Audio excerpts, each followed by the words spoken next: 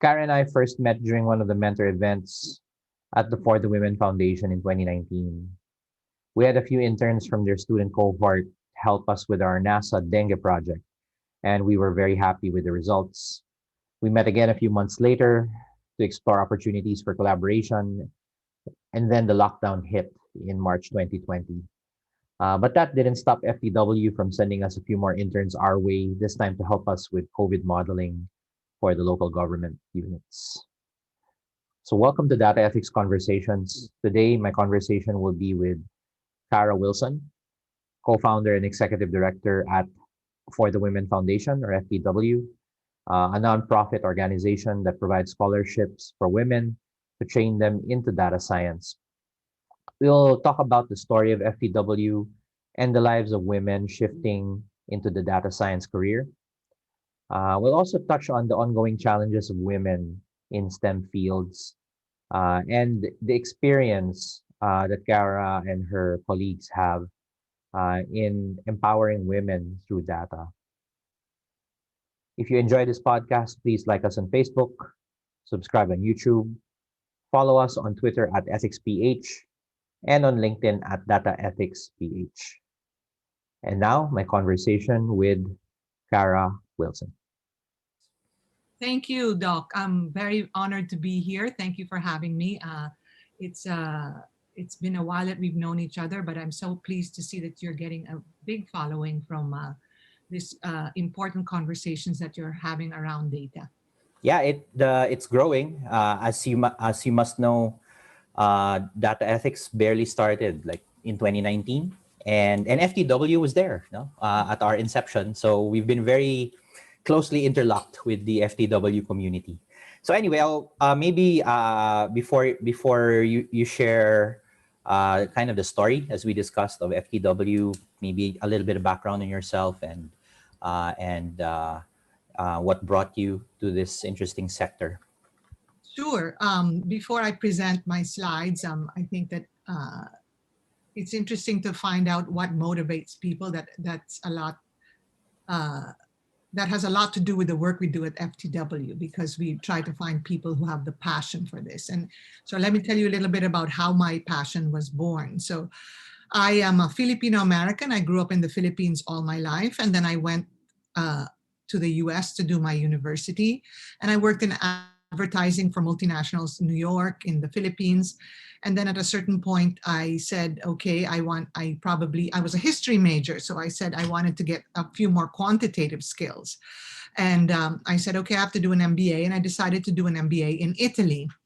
And then I wound up working there and I wound up raising a family there. But while I was there, I was always in touch with the Filipino community, both with my work, but also by the fact that there are just so many Filipinas there in Italy.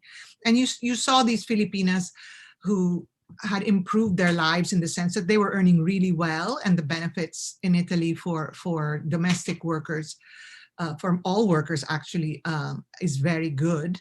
But after I started to get to know some of them and talk to them a little bit about the sacrifices they were making, I realized that so many of them felt that their potential had never been realized. They maybe some had college degrees or some had some college, but they were forced to leave the Philippines because there were no opportunities that would allow them to better their life to the point of being able to stay there and support their families. So they had no other choice but to go there, and then they would send money back home to educate their children. That was their dream, which is an admirable dream. But when their children or their daughters in particular would graduate, the kind of jobs that were available again to them and the future that they had did not seem so bright. So they go again to Italy to do another cycle of this domestic work, which gave them incredible economic opportunities in the sense that they were earning probably what a bank manager would earn here in the Philippines. But I thought, what a waste for our country. I had become a mother in the meantime, and I thought, how terrible for the children and for the mothers to be growing up without each other. And then I thought, these women are so strong. I mean, imagine leaving your children. Some of you are parents and some of you maybe have younger siblings, but leaving your children and having to go far away, not knowing if your child is okay, that they're not near you, and then having to take care of someone else's children and never doing it with any hint of resentment, just a total generosity of spirit and love and care. Even how they cared for old people, the same way when they couldn't care for their parents. And, some of them would say to me, parang nanay ko na rin ito. So again na lang, tinuturing ko na parang nanay. So that generosity of spirit, I think, shows a real strength of character. And I said to myself, one day I'd like to be part of changing this cycle, because it's a terrible thing for our country and a terrible thing for the families that get broken up because of this, and a terrible thing for these women who never really realize their full potential. And so I came back to the Philippines when my children were grown, and I worked for an education startup, and I understood that tech was the great equalizer and the great place where women could really find democratic, let's say, opportunities. But I knew women were underrepresented. And then on the other hand, as I started talking to people, I thought the Philippines is a perfect place to do women empowerment work, because I don't know if you agree, Doc, but there's a little bit of a reverse bias in the Philippines. And when you tell employers, we have qualified women that can do, babae, sige, sige, gusto ko. So, I mean, that's not always true, and it's not fair to all the men either. But in general, there's this high acceptance of the fact that women can do this kind of work. And so after working for an ed tech, I decided I wanted to work in the nonprofit spheres, because, I don't know, I'm idealistic. And I thought to myself, I want women, the best women, and the one that can show the best attitude, but the need. These are the women that I want to help. And those are the women that probably are not really able to pay for this level of training. And together with my co-founders, we founded FTW Foundation. So I will share my screen. Yeah. So while you're getting your screen set up, yeah, I really relate to your story. My mother was also kind of working also abroad in various roles, and even she admitted na there was one point in her life where she had to make a decision to either be a mother or pursue a high flying career. So she kind of landed somewhere in the middle. She did still have a career, but obviously motherhood takes time, in a toll. And then for the examples of the Filipinas you mentioned, I think the story is very similar in many countries, apart from Italy, where women have to chase economic empowerment, but at the cost of maybe sometimes their own ambition. Yeah, it's an interesting way to start this conversation. Yeah. Anyway, Right. go ahead. Yeah. I think that no mother voluntarily leaves their child as a light decision. It's really hard, it's really hard, and they pay the price. Okay, they can probably send money home regularly, and I think they only do that because they don't see any other choice. I mean, what future could they offer their child? And every mother wants their child, to have a better future. So I don't think that anyone does this with the feeling like, oh, I'm going to go abroad, everyone does it. I think it's a big price to pay.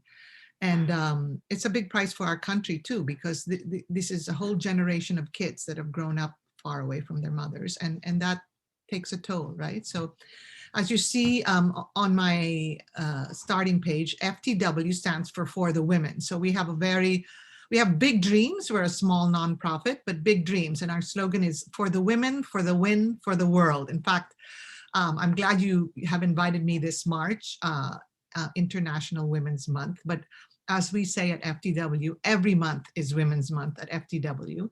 And so celebrating this is not something that is strange for us. We do it all the time. So when we came up with this name for the Women Foundation, at first I was actually thinking of concentrating on coding, and we decided that it would be better to look for other things, and I will tell you what those are with our mission in the end, and make it more an all-encompassing kind of Foundation. So that's how we came up with the main name For the Women Foundation.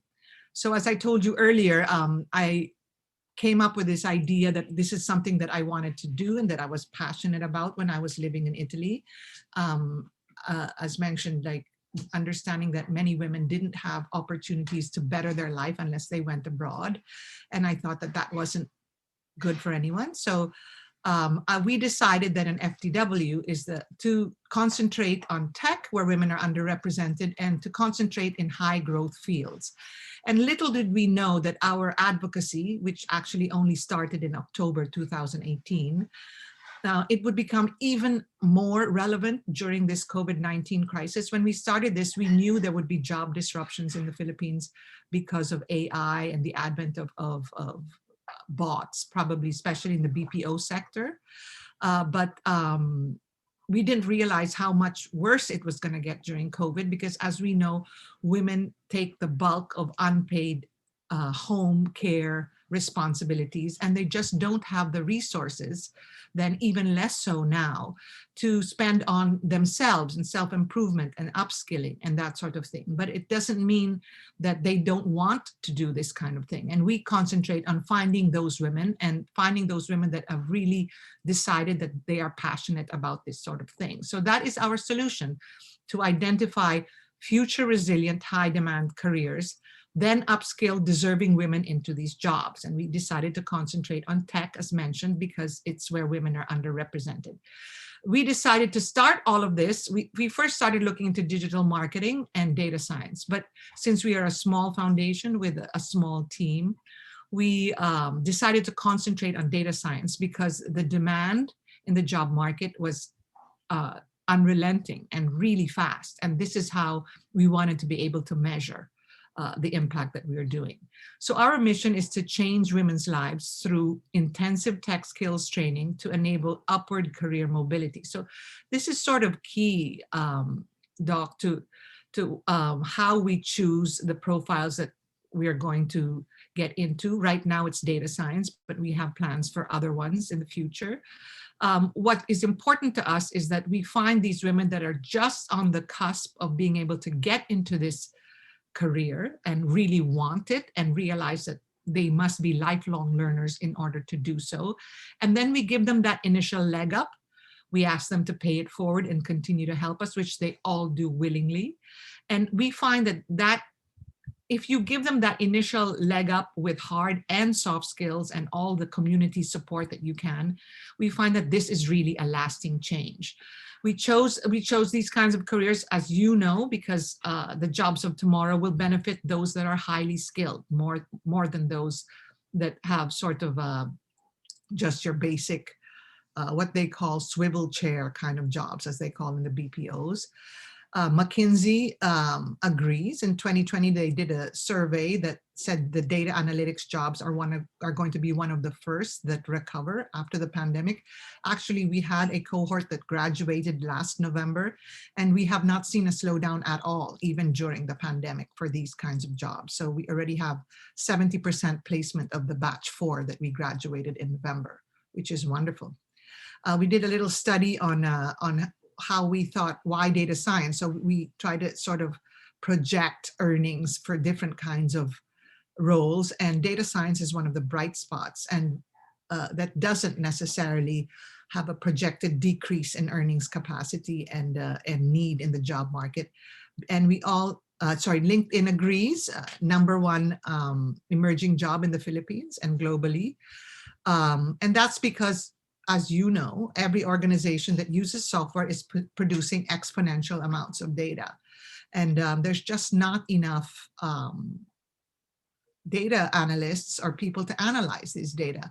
I have a colleague who mentioned that there is probably a cure for cancer out there. A Harvard professor actually mentioned there's just not enough people to find that cure in the data. So we think that the potential for growth of this industry is great. We think women will do a wonderful job in this role, and that's why we chose data science. We came up with a short and sweet plan. As I mentioned, we're small, so we don't want to make any kind of learning program too long. We want our graduates to understand that you must learn on the job. It's very much an applied skill. And we teach all the hard skills related for a basics of data science course. We teach exploratory data analysis, data visualization, Power BI, Tableau, SQL. We teach Python. But we also spend a lot of time on what people don't like to say soft skills, but I actually like the term soft skills. So and those are the skills which I think makes our program unique. We spend a lot of time on mentoring and presentation skills, building up confidence, understanding your deeper why. And that's because we find that women who are career switching really benefit from this kind of support. And we feel that that initial, when you see that light bulb go off in a young woman's head where she's like, hey, kaya ko pala to, I can do this, you know, that is the moment which I think there's no turning back. And I love that moment. And I see that in the communication I have with our scholars, and the moment wherein they realize I'm going to be bold and try for it. And then when they find success, they want to come back and communicate the same thing to the next group of scholars. So this is a wonderful thing that we've been able to do. And we also do this by making sure our program is very much applied, nothing theoretical. And capstone projects are our most important applied learning tool. So what we do is we go to companies and we say to them, if you have a data team, are there simple projects on their back burner that they haven't had time to get to that are on their wish list? Give it to us, give us a sponsorship or a grant. We'll assign a senior industry expert to mentor.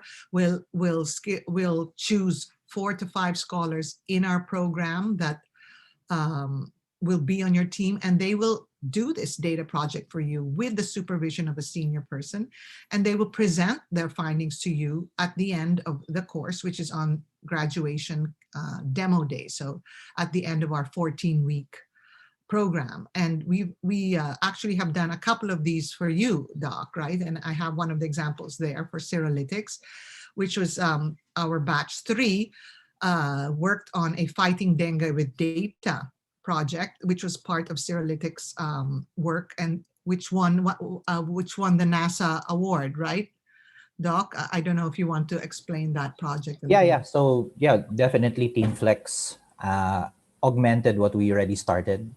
And the latest update on that is the entire project has been awarded by the Group on Earth Observations for one of the global projects that are using satellite data for sustainable development. It's really, I mean, even for the original team, we're like completely overwhelmed that it's gone that far. And one member from Flex actually is working with us, you know, see Rach Melendres.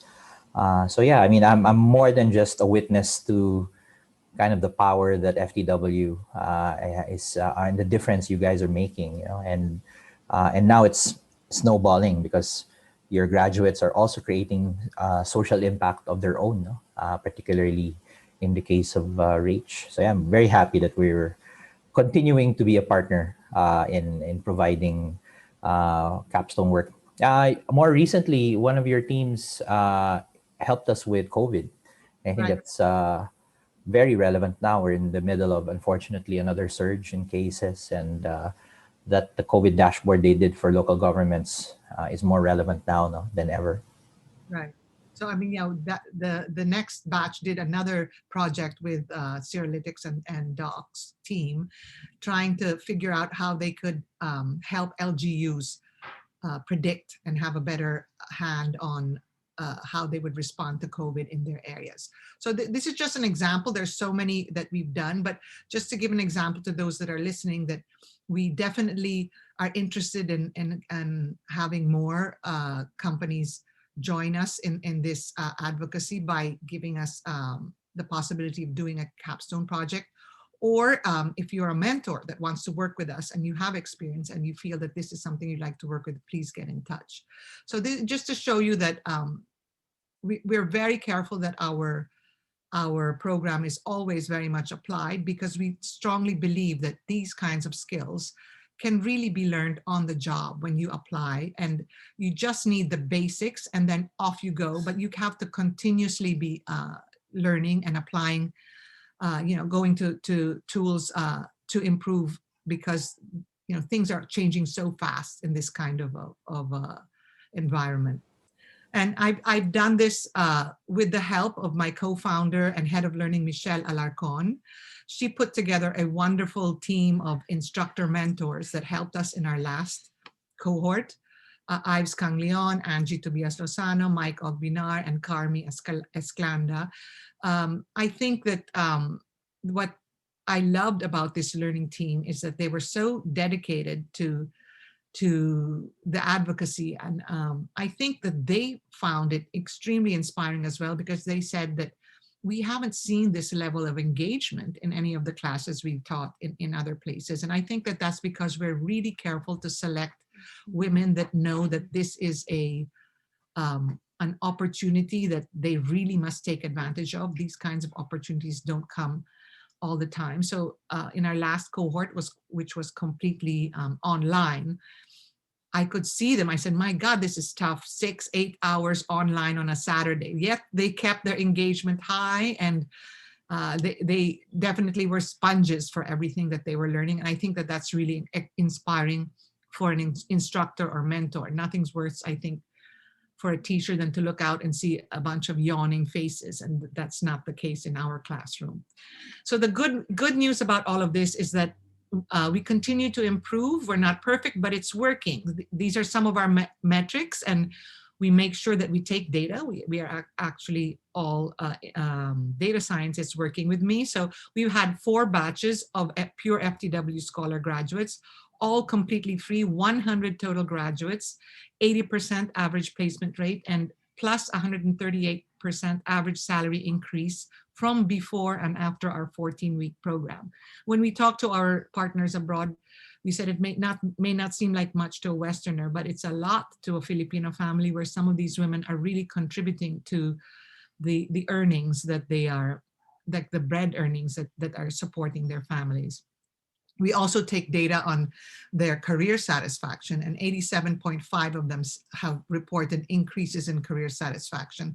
And we think that makes them better employees. So this is our brand that we're very proud to have developed. And it's an unstoppable, gritty career switcher that's passionate about data science. And we talk to our employer partners that come back to us. Actually, some of them are even our alumni, so are being promoted and becoming team leads and hiring from batches that come afterwards. And we say to them, why are you looking at roles now? And they said, yes, we have openings. And I said, how is the FTW applicant doing compared to your other applicants? And they said, they're doing well. I prefer FTW. I said, baka binobola mo lang ako, right?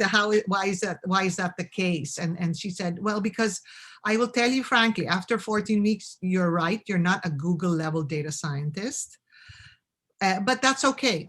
I can teach hard skills, and sometimes I even prefer to teach the hard skills myself. But what I can't teach is attitude. And that's what I like about FTW graduates. They have a great attitude.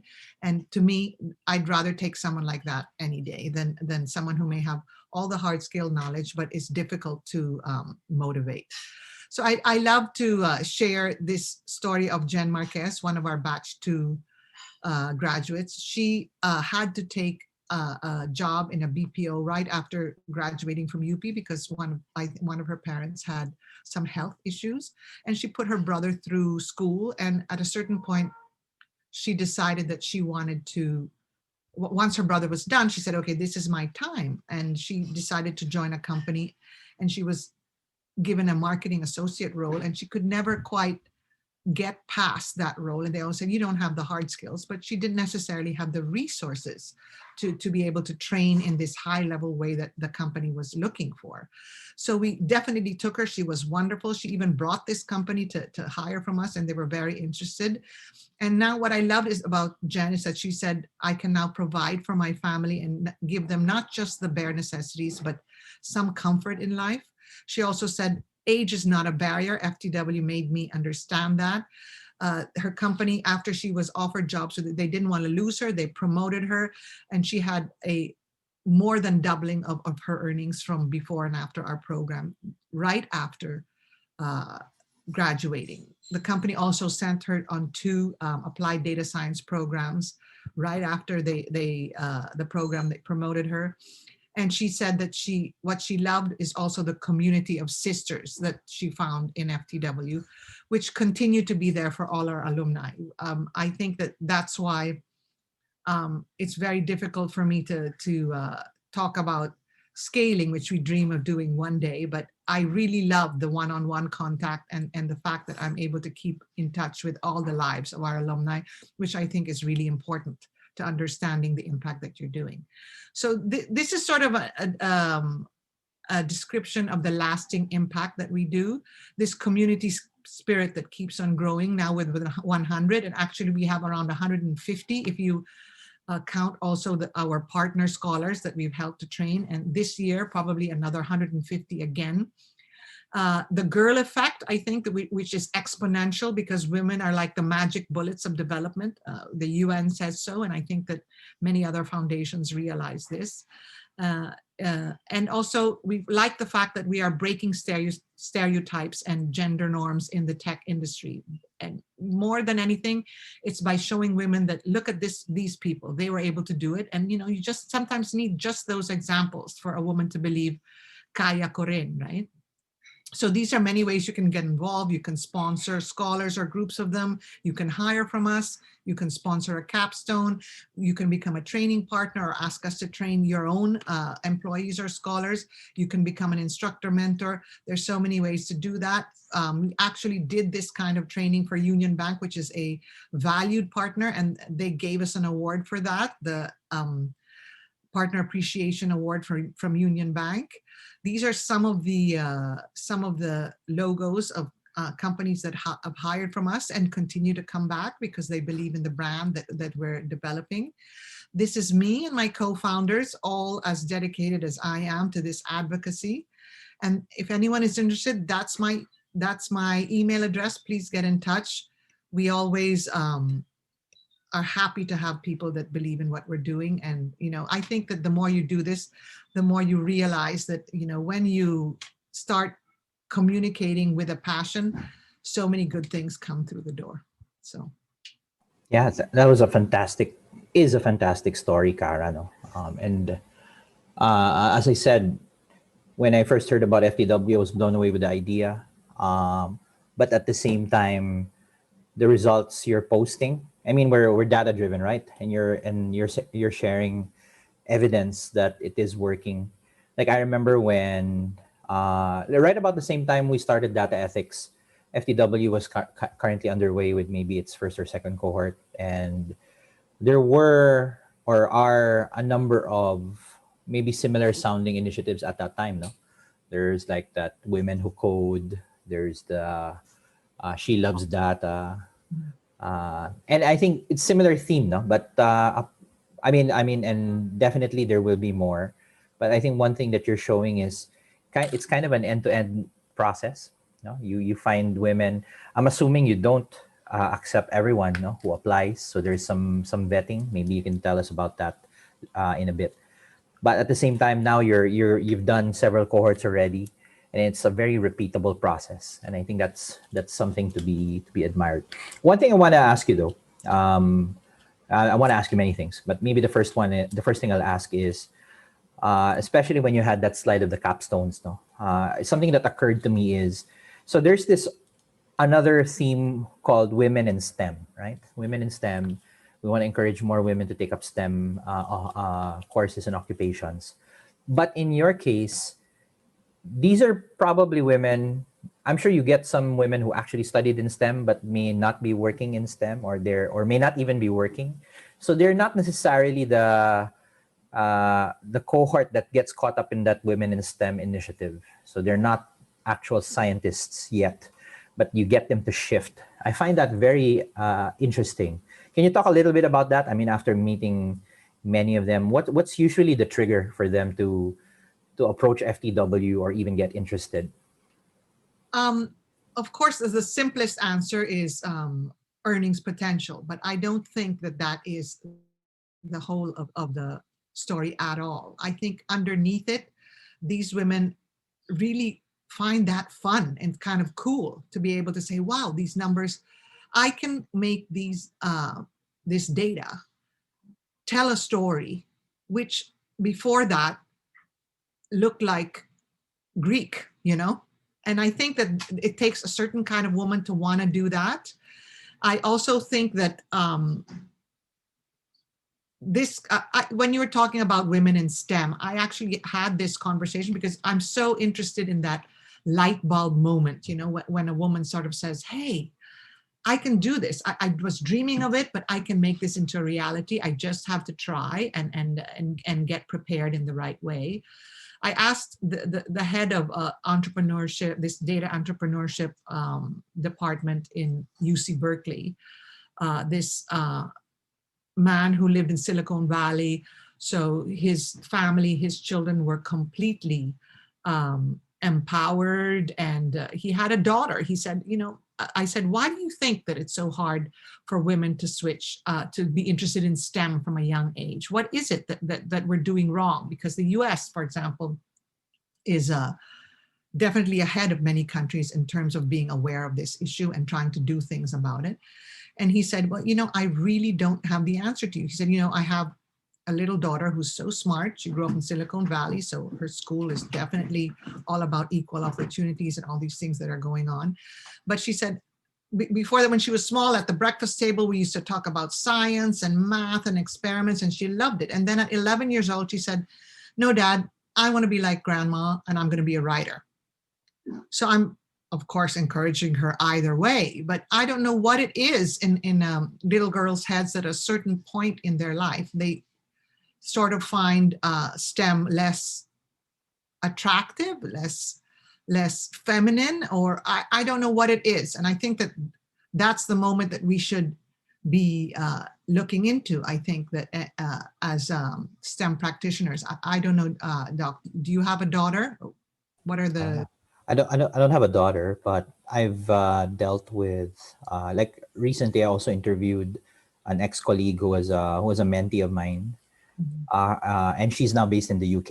You know, so she's an example of someone who studied mathematics in college, but then didn't end up practicing it all immediately. So her first job was a call center position, and then little by little, she mustered the courage to shift roles, no? Until finally we started working together. I was working in banking at that time.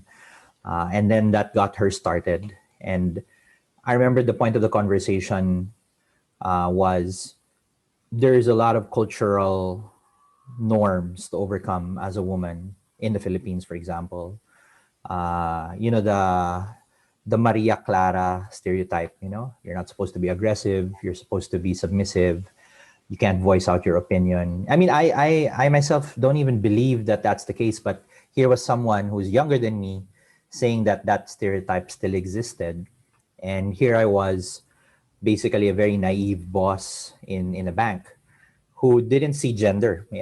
My department was genderless. No, I valued people for their talent.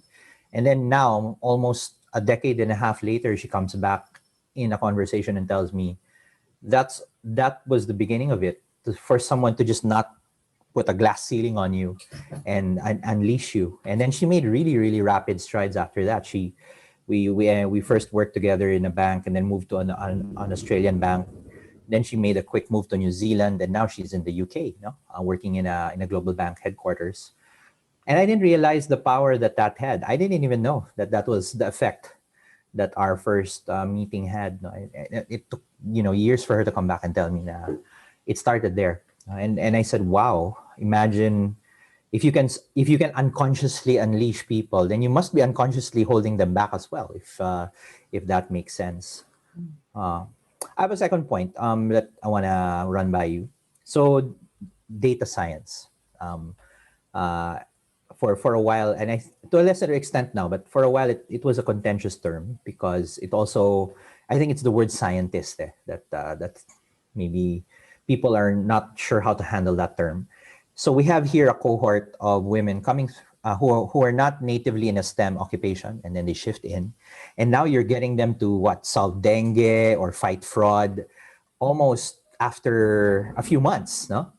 And then on the flip side, you have women who are going through a, let's say, I would say, a proper STEM path. You know, they took a science course, became a research assistant, and they're really struggling, no, to even get papers out. They have to contend with academic politics.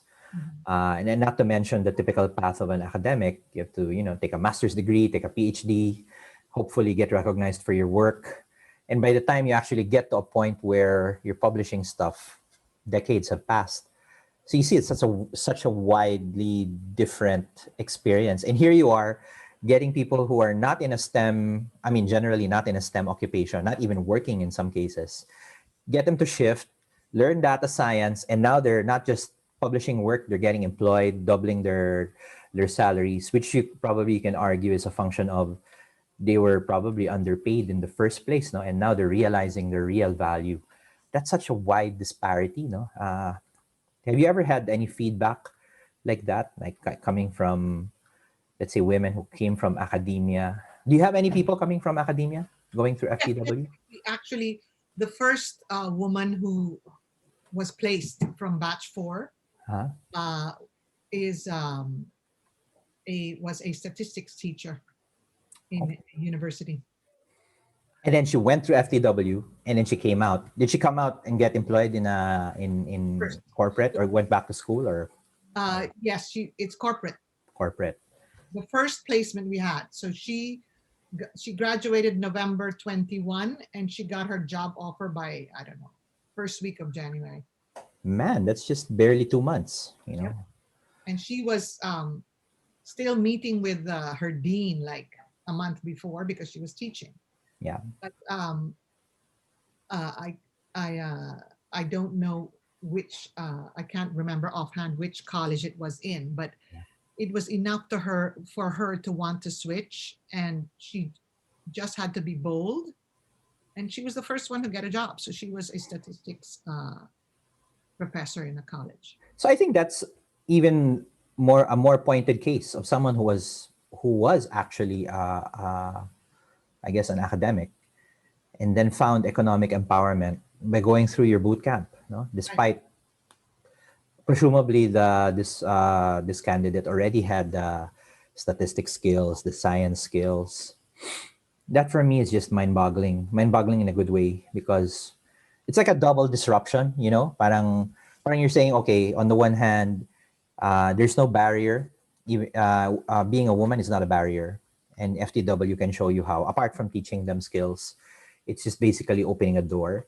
And then there's that other disruption where you're getting people to find more gainful employment, better living, using skills, and basically leapfrogging what they would have experienced going through, I would say, traditional routes in terms of education. It's like a double disruption. Yeah, I think that the education field is changing slowly, but in general, I think that there's a resistance to these kinds of uh, beliefs that a short program will really give you something that will provide tremendous value.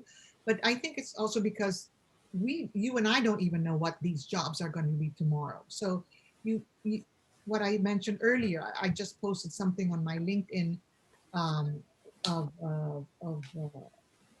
a quote of that guy who said that you don't hire for skills. Skills can be taught. You hire for attitude. So we want women who want to make this change because they understand that where they are now is not the place where they will have the future that they will be passionate about. So we select for that kind of person, and I think that that makes the best kind of data science. Originally, you were saying people in academia. I think that what's wonderful about data science, I'm not a data scientist, so just disclaimer there, but what makes me so excited about the work that these women are doing is that it really enhances so many qualities that women are good at. I mean, in particular, dealing with people, communicating a story, using data to do so, being meticulous, being detail-oriented, being process-oriented, being able to multitask. I mean, these are all, of course, I'm generalizing, but these are all qualities that women can excel at. And it's not dry at all. It's not, because you are definitely having to communicate these business insights or social insights to the people who make decisions where you will be working.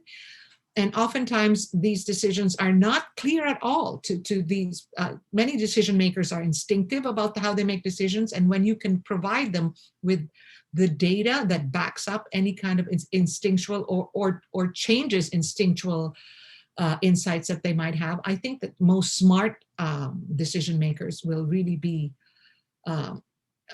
thankful for that. In fact, some of our cohorts where we usually have their management teams come and observe their insights, many of them sort of, you can see that these, oh, wow, I mean, this young girl who, you know, maybe had a business management background is giving me insights into my business, which, you know, I didn't think would be there. And I don't think it's because we're geniuses, it's because we just took the time to apply the skills and to analyze what was already there.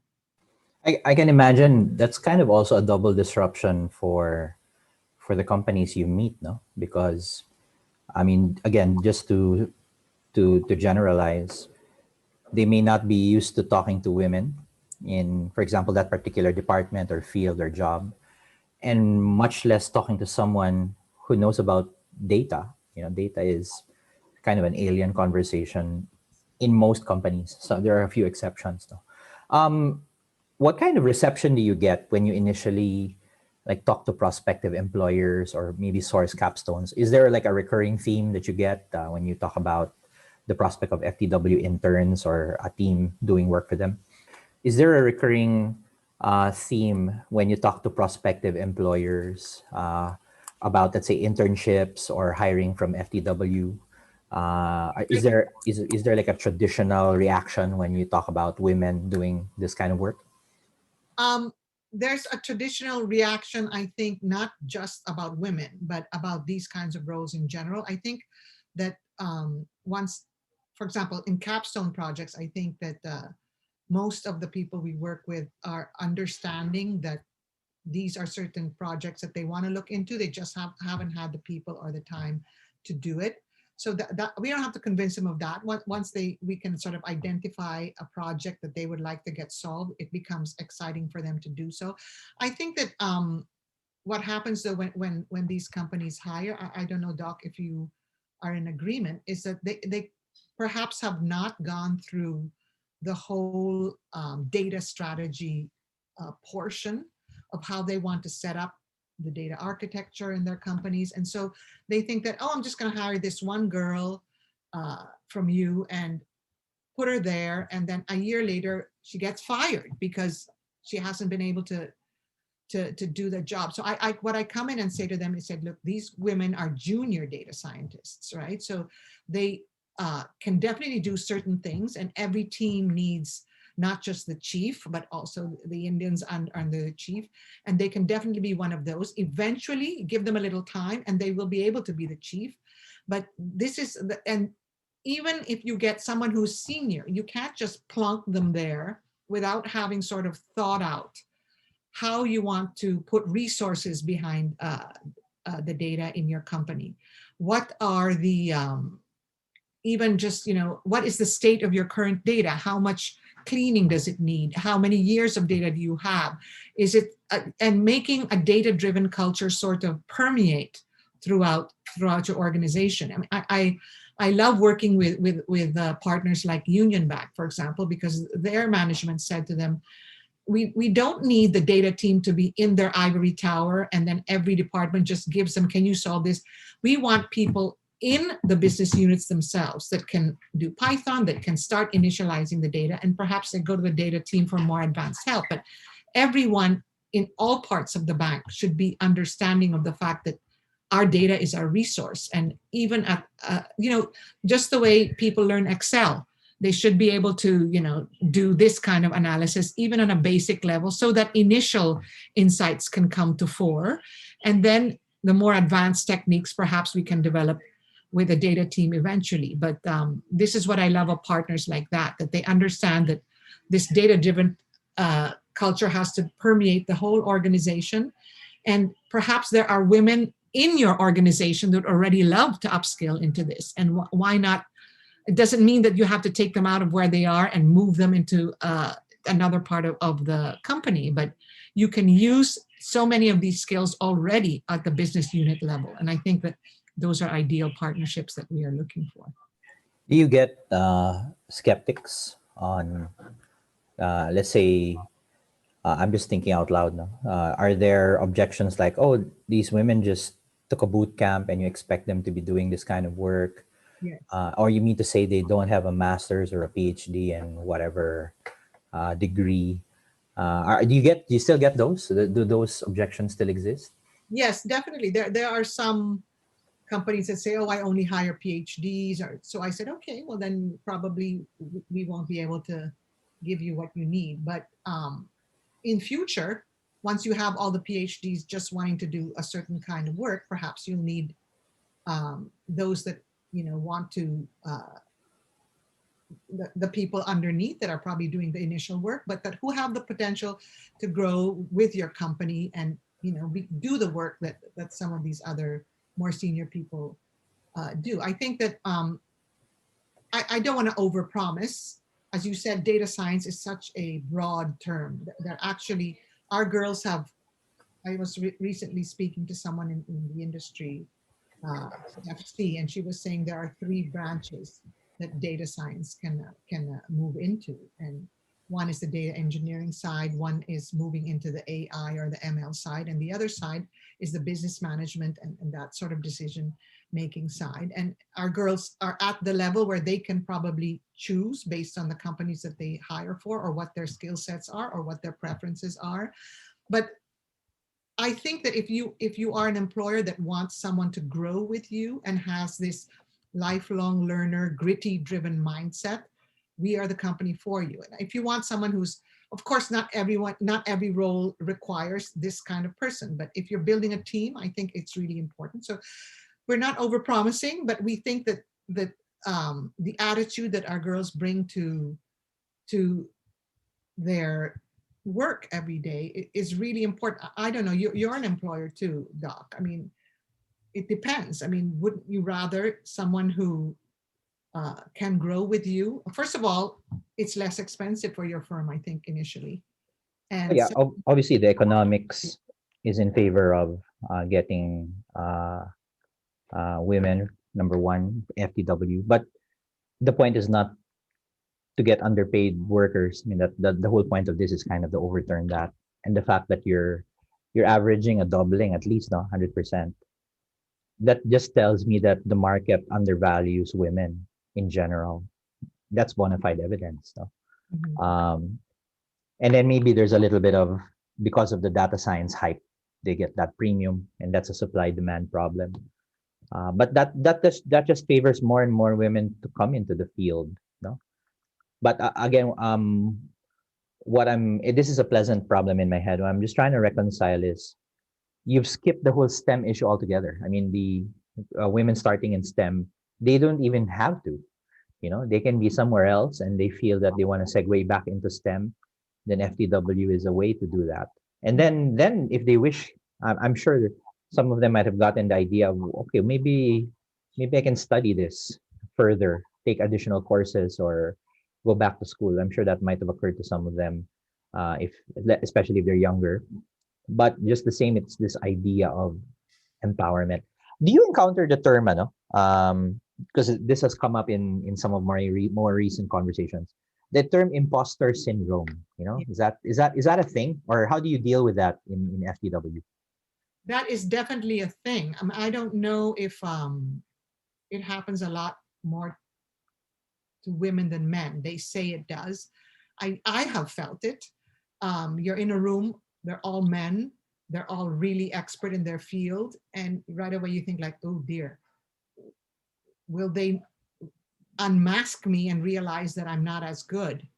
I think that this happens to women a lot, but and we deal a lot with this in FTW, so we spend a lot of time on having them understand that that a lot of these obstacles are just in your head. So the first thing I tell my cohorts when on the first day of class is you are here because you deserve to be.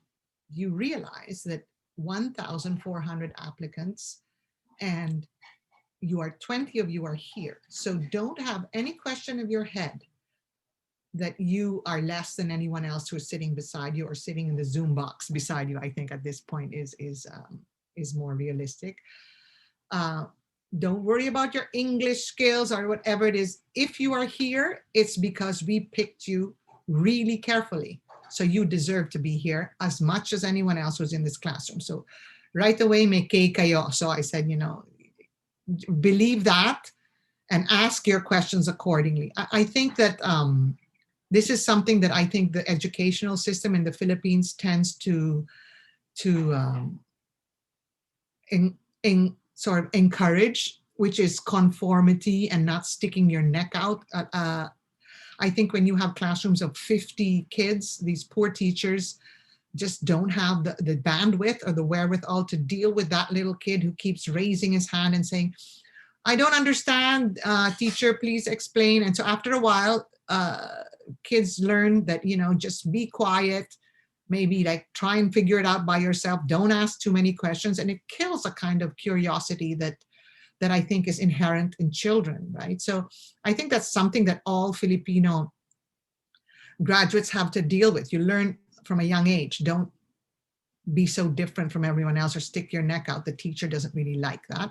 So we try to tell our women, no, in our classroom, we want you to ask questions. The more questions you ask, the better you'll do, the better grade you'll get even. So, and we want you to communicate what you're learning in better and better ways. We have a wonderful presentation skills teacher who is a British man called Michael Cannon, who I love his sessions because they're always so engaging. I mean, I think a lot of these potential data scientists never think that they're like, we're nervous about public speaking, as many people are.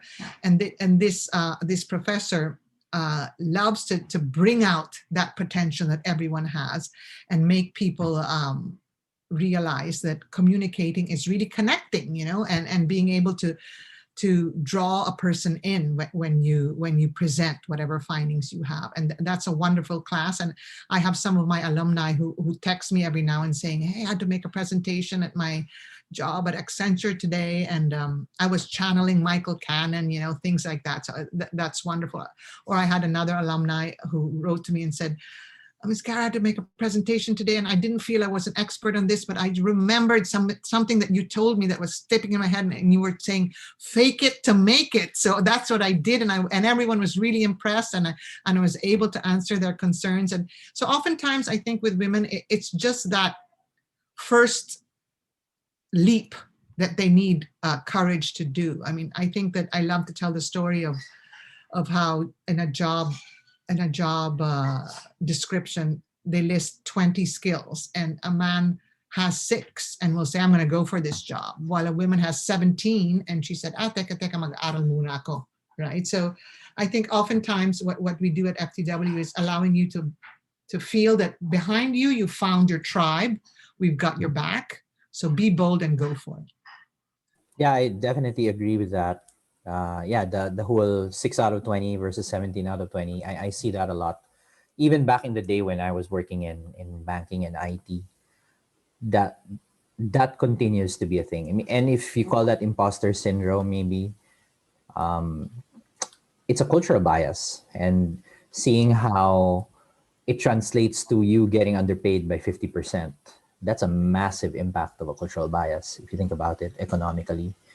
I think on another front, and it may not directly impact kind of the application process for even for women directly, but I think companies are also realizing that for them to participate in what we call the fourth industrial revolution, they have to pony up the capital for it. You have to be ready to hire talent like this properly, properly hire them. And it's a sad fact is many businesses in the Philippines would not be viable if they didn't underpay their people, or and I won't say who, but some of them cheat their taxes. They have to cut the corners just to survive. Those are the businesses that won't exist after a few more years. COVID is just an accelerant, no? And yet on the flip side, you have companies who are hiring these talented women, realizing their full value. And I think the downstream benefit is the promise naman of data science is it makes you more efficient, more targeted, helps you deal with customers better. So dapat win-win, no? Right now, we're kind of in the opposite side of that curve where businesses are horrible to customers. They underpay their employees, inefficient, and it's going to be a painful transition for people who don't see it. Okay, I'm just being conscious of time now. We're coming close to hour, but we can keep on talking. I wanted to ask you about back to yourself. No, I mean you started the story with seeing the women you meet in Italy and how they've made those decisions. No, how is it for someone like yourself working in the impact sector, especially as a woman? No, I mean, what can you give our listeners? A sneak peek into your world. What motivates you? What drives you to look for these kinds of projects? Is that something you wake up one day and decide to do, or was that the case for you? No, it wasn't. I mean, you mentioned earlier your mother and some of the struggles that she had. So I was the same. I am very proud of the academic degrees that I've had, and I think I worked really hard at school. But at a certain point, when I had to choose between having a family and a career, I couldn't balance as well as I wanted to. So I chose my family. So for a number of years, I was a stay-at-home mom, and I think even I have two sons, and even one of my sons used to say, "Mom, what a waste of your brain! What do you?" And I said, "Well, this is the most important job in the world." But I really admire the young women of today that definitely have those priorities set in their head, but it's not easy, and it's doubly difficult for a woman because you have this evolutionary instinct to build your nest and to take care of your offspring. I think that it's something in our DNA, right? So, I mean, for example, if you have an opportunity at work where you'd have to move to another country or travel a lot, I think most men would say, of course I'm going to take this. This is for my career. But most women will, of my generation, I'm hoping that this has changed a bit, but of my generation will be, even if my husband is supportive and even if I can go and do this, there's a part of you which always feels guilty. You're guilty for not being in the office because you can be doing a better job if you could concentrate on that. You're guilty for not being at home because you're missing so many of those important moments. So it's not a win-win. In my case, I decided, okay, I'm going to concentrate on one thing, and that's what I did. So for a number of years, I was raising my children, and that is also tough because when you want to go back, it's really tough to reinvent yourself. So when my kids grew up and I wanted to come back to the Philippines and give back to something I believed in, I think that was an easy decision for me because I'm not anymore trying to prove my career success on anyone. My motivation is completely personal. I want to this is what gets me up in the morning, being able to make this kind of difference. And I'm lucky that I can do that at this point in my life. But I think that it also takes a number of years of doing other things. And I did work for some not-for-profits also in Italy. But at this point in my life, I would rather do this kind of work. It it's the right time for me to do this. So I think that that wasn't difficult for me to do. What was difficult is reinventing, starting a foundation, having been away for 22 years, making your network work, and in a field which I really don't have much experience in. But again, I think that if you are systematic and passionate about what you're doing, there have been naysayers that have told me, no, you can't really do that. You're not a data scientist.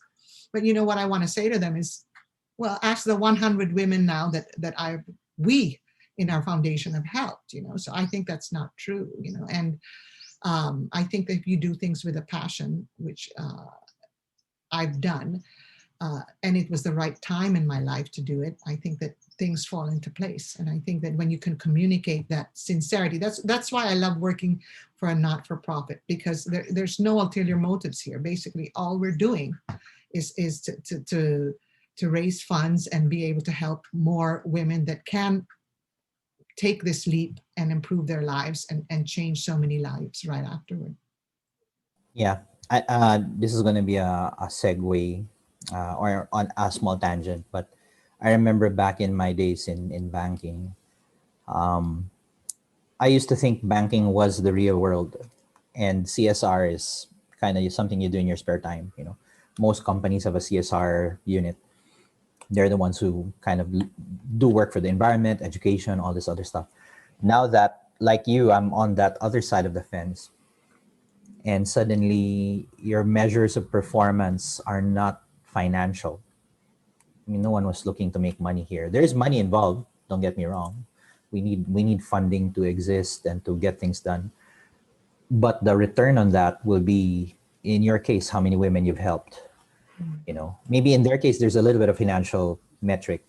How much did their salaries grow? But that's really more of a social metric, a social good metric, or a quality of life metric. Or, for example, in some of the work we've done, which involved FTW, how many cases of dengue did we prevent? How many COVID cases did we alert? I mean, those are things you can't really put a price on, no? And then, so now I think this is the real world, and the corporate stuff, that's actually the extracurricular. It's what people do to make a living. I think that's an interesting intersection you find yourself in, and I'm very, very impressed with what you said, Cara, about reinventing yourself. It takes a very radical shift in mindset to do this, and I can feel the passion in what you do. I'll ask you two more questions. Back to FTW. Of course, we're hearing about the happy stuff, right? Okay, and you said 1,400 applied and only so many get in. Without revealing too much, because I guess that's part of the trade secret, what is one or two things that hold women back from even getting into FTW? I don't know if that's something you want to share. What don't you look for? Or I don't know if that's a right way of phrasing it. Or what do you want to discourage so that people can basically unlock their potential, no? For the Okay, drop-offs. I think that if you're interested in data science, or as you said, if you're in a STEM role, or if you have a comfort level with maths and statistics, even though that's not what you do in your job, you should do your homework. What we can't probably select is a woman who comes to us and said, oh, I'm not really sure what data science is. So everything is available, open source now. If you have a cell phone and you have go to somewhere with a Wi-Fi, you can find out what data science is. There's no excuse for not knowing. So if you're just exploring and you're not really sure, and you don't really know if you wanted to go into supply chain, or then probably we are not the organization for you. And that's only because it's not because you one day will not arrive to this realization. And if it's for you, I really hope you do. But there's really no excuse for not having done your homework, because it's available out there. So, what we want are people who are committed. So we have actually a no absence clause in our scholarship program. So one unexcused absence, you're out. And that's because 1,400 women want this opportunity. So if you are given that chance, then will promise you that we are committed to give you the highest standard of instruction, the highest standard of commitment, the highest, I mean, these are the people who work with us, including yourself, Doc, are people who are extremely busy, yet they find the time because they feel these women are worth helping. And you should also, in return, be as committed. So that's all we ask from you, you know, that kind of commitment. And so those are the two things. Someone who has done their homework, they don't necessarily have all the answers, but at least knows something about why they want to get into data science, and who has tried to look online and try to figure out some of it, and someone who's committed to this, because those that are just you know, we've had some scholars who change their mind in the middle, and that's unfortunate because we think that we ask them repeatedly about their commitment. But, you know, some people change their mind. They're human. That's fine. My only concern with that is that you took the place away from someone else who might have needed this opportunity. So think carefully, do your homework, and make sure you're committed. I think I hope that answers. No, yeah. I think there's a saying, if you give people an excuse, they will regress to that level and give excuses. And this is not just applicable to women, even for men. Sometimes some people go through life on excuses. They learn the art of the excuse, and it's unfortunate because it's hard to shake that habit. I'm guilty of that from time to time as well. So you give them a high bar. Okay, you want to do this? This is the bar. No absence. If you can commit to that, I mean, that's the only thing you need to commit to, right? I mean, you're not paying for anything. You're being sponsored. But you have to have some skin in the game, 100% commitment. I like that. And I guess the product speaks for itself, right? At least in my own experience, having dealt with at least two of your groups, they're really very committed. They set their standards very high. They look to please. So in a way, that's kind of a woman thing as well, but it works to their advantage now because now they have the tools to, and then you combine that with this high sense of client-centeredness, customer-centeredness. It's a very high probability of success. You put that in one place. Okay. One more question on this, and then maybe we can conclude with some takeaways. So we're now on year 2 of the pandemic, and you shared earlier that FTW actually was thriving during the pandemic.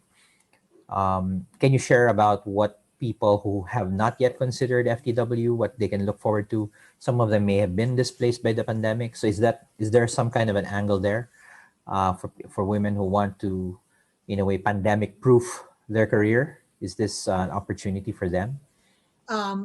Okay, so let me just couch what I may have implied earlier. FTW graduates did not feel probably a loss in job interest when they graduated, but we did as a foundation, basically because so many of our fundraising opportunities dried up during the pandemic. So, which is understandable. Companies were in a wait and see mode. Many of them were suffering a lot. So, and it wasn't the moment to do training or to invest in these sorts of things. And we understood that. Also, many foundations that give grants were channeling their grants in more emergency relief, which was understandable and very needed. But in terms of job disruption, I think that, as I mentioned, McKinsey and LinkedIn, they all have evidence that shows that now more than ever, data analysts and data scientists are needed because the whole world has gone digital. So imagine the amount of data that's being collected even in 2020. And what did they say? The digital transformation got a 10-year something. I've heard something like that. What would have taken 10 years took basically 7-8 months. Accelerated, yeah, exactly. Right. So within that transformation, the collection of data is I mean, wow, booming, right? So these kinds of jobs will continue to grow. In terms of where interested women they can log on to our website, www.ftwfoundation.org, or our Facebook page or our LinkedIn page. We have different scholarships that we are partnering with some of our corporate partners for this year in our attempt to fundraise that they can apply for. Stay tuned on that. We don't have our next purely FTW batch 5 cohort plan yet, but it will happen sometime this year. But we have other scholarships going on in the tech field that they can apply to as well. Just keep tuned and keep tuned to us, get in touch, and we can put you on our community events and make sure that you're part of all the news that's going on. And as soon as there's an opportunity, you can hear about it by getting in touch and being on this network. Yeah, that's fantastic. So we'll post those links as well on the chat. So well, before we conclude, I want to thank you, Cara, for spending some time, talking to data ethics, sharing your fantastic story in FTW. But before we sign off, do you have any takeaways? I mean, you already have a lot of sound bites for sure, but have any like quick 1 to 3 points you want to leave the audience before we go? Yes. First of all, we were talking about so many things that we never got to talk about data ethics, which I think I want to compliment you, Doc, and your group, because it's such an important part of the study and what we're trying to teach our graduates. Basically, because I'm very sensitive to the fact that so much misuse of data can happen when people are not clear on the ethics that are behind what they're doing. So we do have a data ethics portion of our program, and I think the work that you're doing is really important, because you must be clear as someone entering this community that you have a power, and this power has to be, you have to be clear in your head the lines that you do not want to cross. And I think that you're underlining that with your work in data ethics PH is really important. The second thing I wanted to talk about is, I think that so many of the people that listen to us, it's impossible that you haven't been affected by what happened to us last year, and this year still happening to us. And I think that we all talk about how being isolated and in this situation makes you look at things with more fear. I mean, I have a friend that keeps telling me the problem is we're so stressed because our normal fight or flight instinct is on all the time. So, I mean, I go to the supermarket, who knows if that guy behind me who's sneezing, what if I mean, it's never just like I have to go buy a pound of, a kilo of sugar. It's like, you're always on the high alert, right? And that stresses you out and it makes you fearful. And I think that the measure of someone who will come out of this, which is something that we try to communicate to our graduates, is that being a leader, being able to be successful doesn't mean that you don't have fear. It just means that you move forward anyway. So I think that I just shared that quote from the head of Global Fund for Women that actually said the same thing. I mean, leading through all of this doesn't mean that you don't have fear. It just means that you do it anyway and you move forward anyway. And I think that I'm very lucky, and FTW community members are very lucky, because to do that, you need the people around you, the community around you, your tribe that has the same fear but is moving through it, even though the world doesn't give you the answers that you want right away. So I think that if we can all like support each other in that way, I think that we'll be able to make it through. Yeah, I definitely echo that. In fact, we didn't talk explicitly about data ethics, but we have been talking about data ethics. I mean, the work you do in FTW is a subset of that. I mean, the two recurring themes in data ethics is sometimes we talk about the negative side, like disinformation, discrimination using AI, but I'm more than happy to talk about the positive side, like people using data for social good, people empowering women. I mean, one thing that I think people need to be conscious now is our lives is basically represented by the data of our lives. And in many ways, you may not be a data scientist, but you will be managing some data in some form, whether you like it or not. And more, the tools we use completely digitized. That's I guess we have the pandemic to thank for that, or not. Like, we're now forced to do everything online. Payments are done online. Uh, you know, video conferences like this, and all of this. I mean, we're generating data as we speak. Sessions like this, we're digitizing our lives in a scale that we've never really done before, and I don't think we've even fully grasped it, kind of the implications of all that. But the good news is we'll have a new cohort of women who are doing nothing but looking at data, and then bringing the woman's touch to data. Maybe is another way of looking at it. Okay, so yeah, thanks a lot, Cara. Hope to get you back on one of these conversations again. There's so many things we haven't unpacked, uh, and I love that every time we talk, there's another cohort on track. So you guys are just cracking on. Momentum hasn't stalled. So yeah, and I'm looking forward to another group doing work with Serolytics as well. We're more than happy to be part of that journey with you.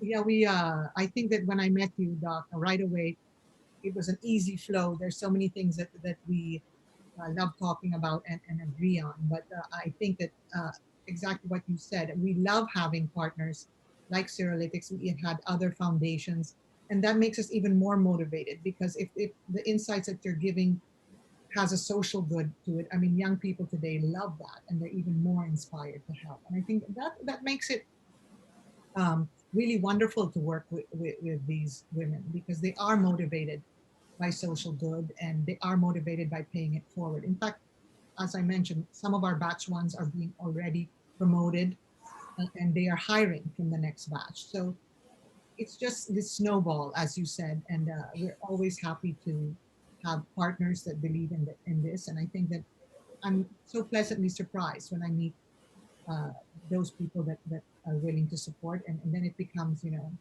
people like, even during the pandemic, can I volunteer, can I do this? I mean, wonderful people that just have that instinct, and I think that makes me hopeful. All right. Okay. So thanks a lot, Cara Wilson. That's been another episode of Data Ethics Conversations. Tune in again next time for another great guest, especially in this International Women's Month. So thank you very much. Thank you, Doc, and thank you, Data Ethics PH. Thank you for having me.